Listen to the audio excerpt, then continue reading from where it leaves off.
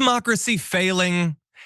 Yes, but the video has to be longer than that. So why don't we dive into some numbers? Apparently, a lot of Americans agree with me that democracy is either in the middle of failing or it already failed. And we're just sort of reaping the unbenefits of that. Because Quinnipiac released a poll 2 days ago. It found that 53% of citizens believe American democracy is not working right now, compared to 41% of Americans who believe the system is doing just fine. And the reason that I'm leading with this in a block about polling is I think it was like HuffPost was like, shock poll. Oh my God, the American people are losing faith in democracy.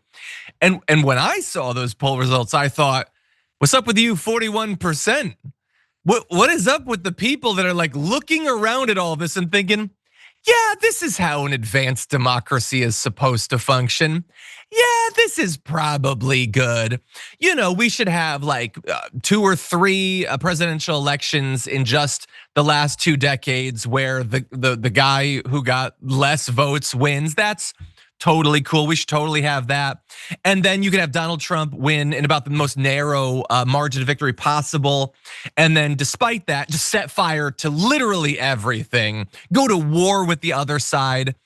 I just want to remind everyone that as recently as like I guess now it's about 15 years ago, there used to be like talk of a mandate. If you win big, you have a mandate, and then you can do a little bit more than you would otherwise do. You might have a president who wins and it's narrow and it's like, oh God, well then they're gonna have to reach across the aisle, bring people in. But now it's Donald Trump can get less votes and he can be setting up the gulags here. And so look, we can, and in fact, I guess there's a case to be made that the entire mission statement of the show is listing all of the reasons that American democracy has not been working, but I am not gonna get down on the American people for coming to that conclusion. And I would argue that the 41% who believe the system is doing just fine, a very significant portion of them don't actually believe that American democracy is doing fine. They're just happy right now that their guy won. That's it. I mean, maybe there's some genuine people, 10% of the country that are like, yeah, it's all fine.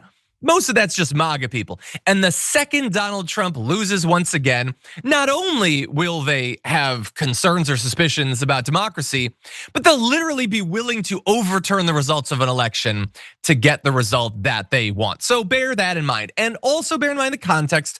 We do have to understand that we are in particularly tumultuous times over the past couple of weeks because of course, Charlie Kirk was tragically killed just a couple of weeks ago.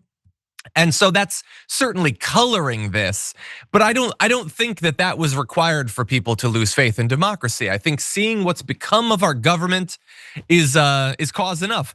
And even if Donald Trump hadn't won, I think a lot of people would have seen over the course of multiple presidential elections that we can be very clear about the sorts of things that we want, and seemingly whether the Democrat wins or the Republican wins, basically the same stuff happens, not much. Occasionally you get a bill, you get Obamacare, maybe a little bit of infrastructure spending or something.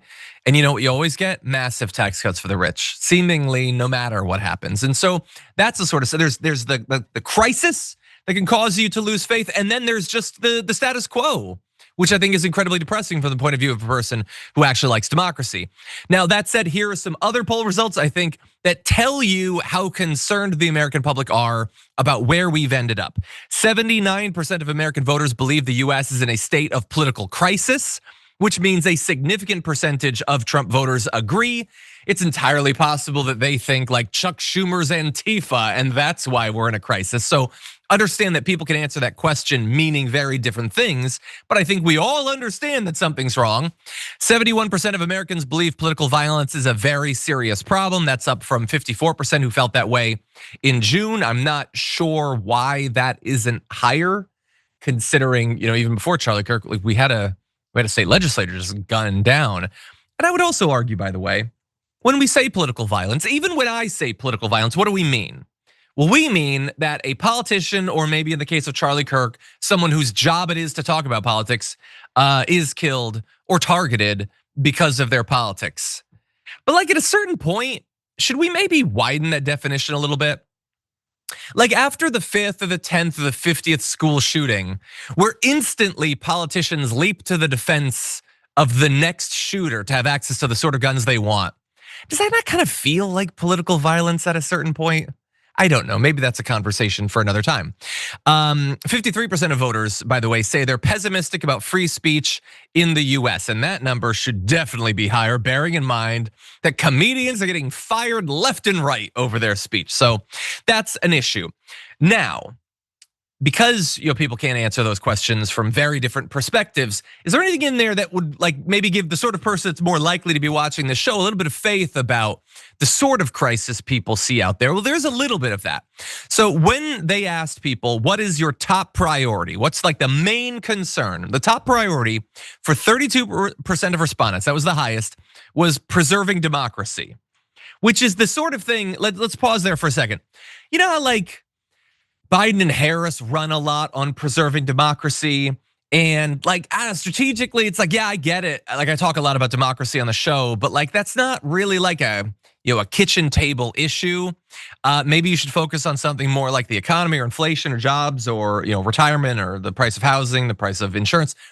Well, when you ask people apparently are at least somewhat on board, and that is almost certainly higher than it would have been last year, which means that people can see that our democracy is being assaulted by not only Donald Trump, but also a complacent, submissive Congress and a Supreme Court that's willing to hand over to Donald Trump anything he asks for, and even some things that he doesn't. So I'm glad to see that as high as it is. The economy was at 18%. So there's actually a pretty good jump between number 1 and number 2 right there. So if you're concerned about the state of our government, the state of our Constitution, that's good news. Legal immigration and crime were each at 9%, which is still significant. But that means that even for a lot of Republicans, a lot of MAGA people, neither immigration nor crime were actually that big of an issue compared to some of these other things. And that's what they always throw in our face, isn't there? When we talk about democracy, when we talk about free speech, even when we talk about things like the economy, about inflation, instantly it's oh, look at DC, it sucks, there's crime everywhere, just focus on that. And it is an issue, and some people do really care about it, but I'm not sure that it's as persuasive a distraction as they seem to think it is, at least based on what people are saying. Now, if we jump to 2024 exit polls to see where things might have diverged from just the end of last year, you can see that among Harris voters, democracy was far and away the most important issue. Far less of a concern for Trump voters, which is its own indictment of that movement. But interestingly, right there, they talked a lot about the economy. That was a thing that they really cared about. Now, overall democracy still beat out the economy, even in the 2024 election, which is interesting. And I don't think when people are doing their ongoing postmortems, I don't think that's the conclusion people take from the 2024 election, but evidently that was the case. But with the economy being such an important issue for those Trump voters, and obviously things economically outside of the stock market, which most Trump voters are not going to have stock, certainly not going to have significant stock, that doesn't bode well for Donald Trump either.